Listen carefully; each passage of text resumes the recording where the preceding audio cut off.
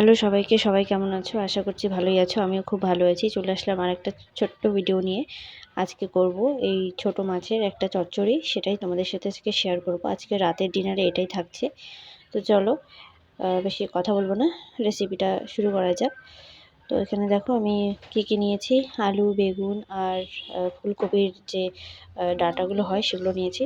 সেগুলো মিক্স করে দেবো আর কি। প্রথমে তো মাছগুলো আমি ধুয়ে রেখে দিয়েছিলাম, তারপরে সবজিগুলো সব কেটে নিলাম। টমেটো, পেঁয়াজ যা যা দরকার হয় সব কেটে নিয়েছি।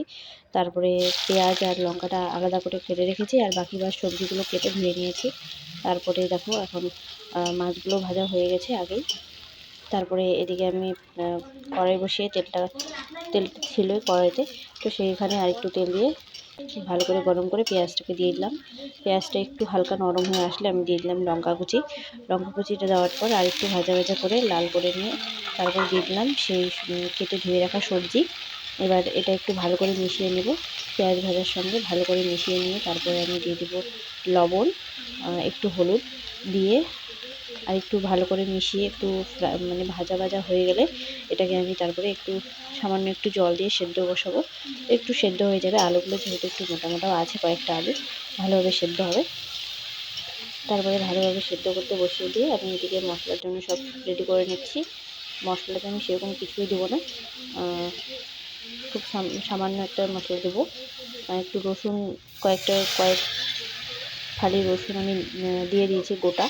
বুঝতেই পারছো, ওই যে দেখা যাচ্ছে একটু দেখা যাচ্ছে।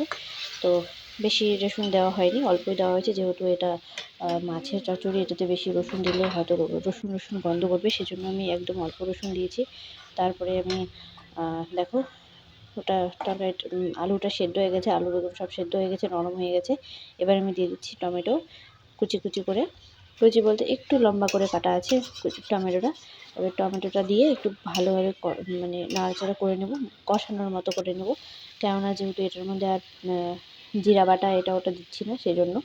তারপরে একটা দেখো একটুখানি আদা নিয়েছি, বেশি আদা দেবো না, আদা গন্ধ হবে পরে।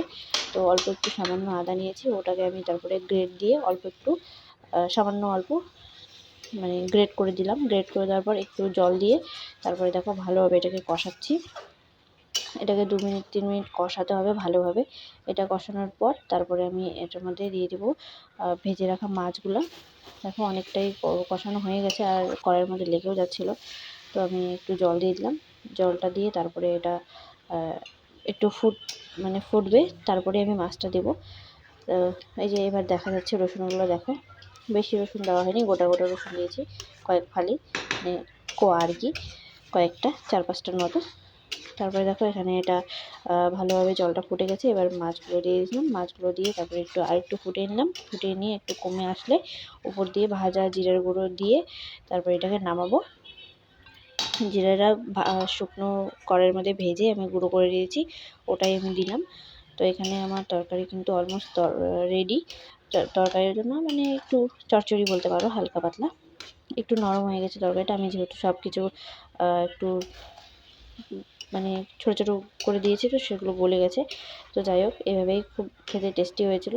তো রান্নাটা কেমন লাগলো অবশ্যই জানিও। ভালো লাগলে একটা করে লাইক করে চ্যানেলটাকে সাবস্ক্রাইব করে পাশে থাকো। দেখা হচ্ছে পরে, বাই।